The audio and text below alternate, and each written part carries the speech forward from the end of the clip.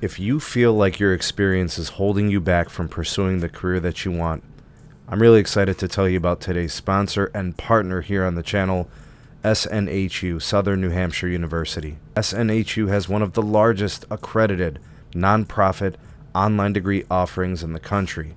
They have several programs. Let me just tell you about a couple of them. They've got programs in communications, computer science, cybersecurity, one that I think is very applicable to a lot of you here on this channel, where you can learn to solve complex cybersecurity problems by applying systems thinking and adversarial thinking to your skill set.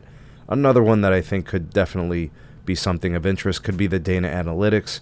Use industry tools to gather, interpret, and visualize data techniques most appropriate for a given challenge. And a third one could be the game development. You could learn to create realistic, dynamic gameplay experiences with game AI, game physics, 2D and 3D graphics, and interface design.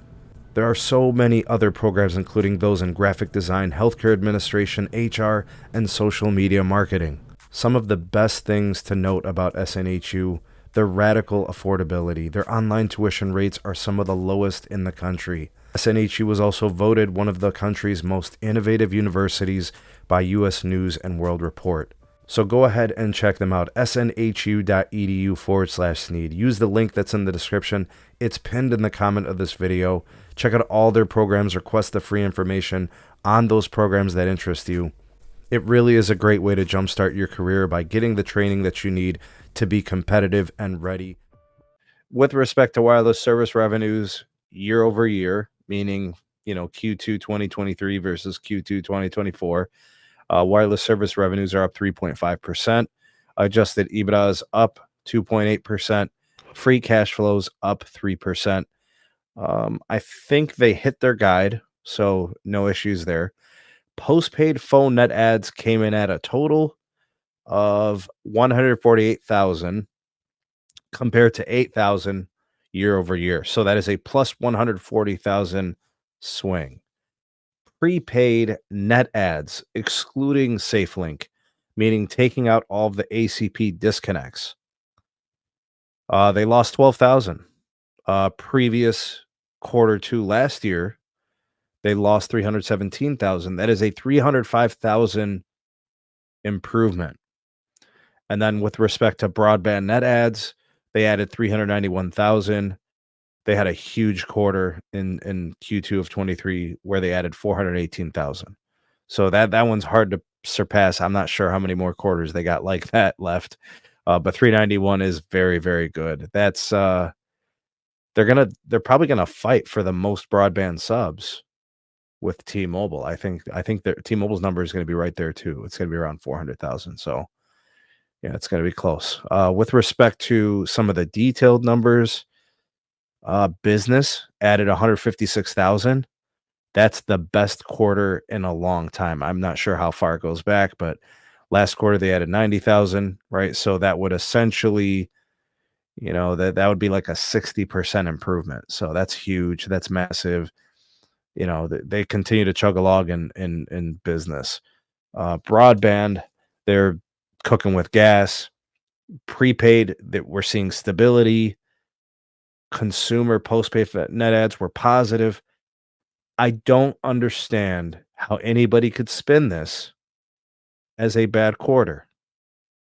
There really aren't any bad metrics. Postpaid phone net adds, business net adds, broadband net adds, the prepaid, it's not. Where's the bad?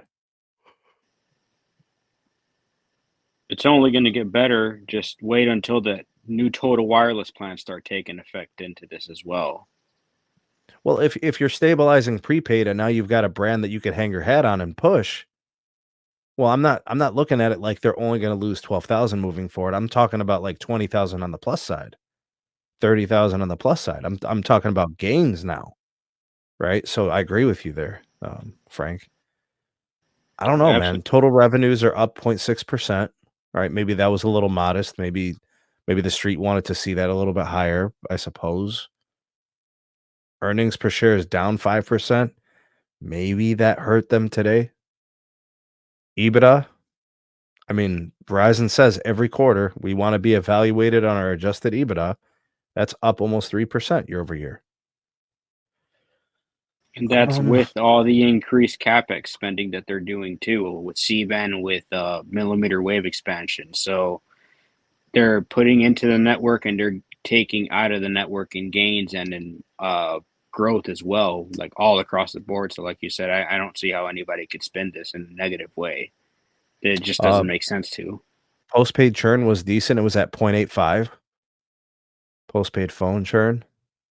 Wasn't that AT&T's number last quarter when they were number one in postpaid churn? Weren't they like Nah, I think they were a 0.86 or little bit 7? lower. I think number 2 was 0.85 last quarter. So that's probably going to put Verizon right there. They'll probably be number 2, I think, in churn, unless T-Mobile surprises to the upside. Let's take a look here. CapEx is down $2 billion, so they're relaxing the spend a little bit. Free cash flow from operations is down a little bit, as for comparing last year's first half to this year's first half. There's a couple of things, small details that are not great, but to go down 6% in a day due to those earnings doesn't really make sense. They were able to reduce their total debt. Unsecured debt was reduced by $6 billion. I don't know. They're now at a net unsecured debt to adjusted EBITDA of 2.5x. I know their end game before they do buybacks, I think they want to be down to 2x. ACP is behind us. The rest of the year looks good for prepaid. Fixed wireless access revenues over $500 million. They're taking share. They're knocking on the door of 4 million subs in fixed wireless access. Yeah, they'll They pass that. guided. Yeah, Listen, they guided 4 to 5 million by 2025. They're ahead of schedule. they'll pass that by the end of the month, next month. I think they're almost a year ahead of schedule. It's at least 8 months ahead of schedule. So that's really good news. They're guiding $2 billion in service revenues from fixed wireless access. I think one of the articles I read today about the response from Wall Street was upgrade rates are down 15%. I don't think that's specific to Verizon. I think it's more of an industry thing. ARPA is up 5% year over year.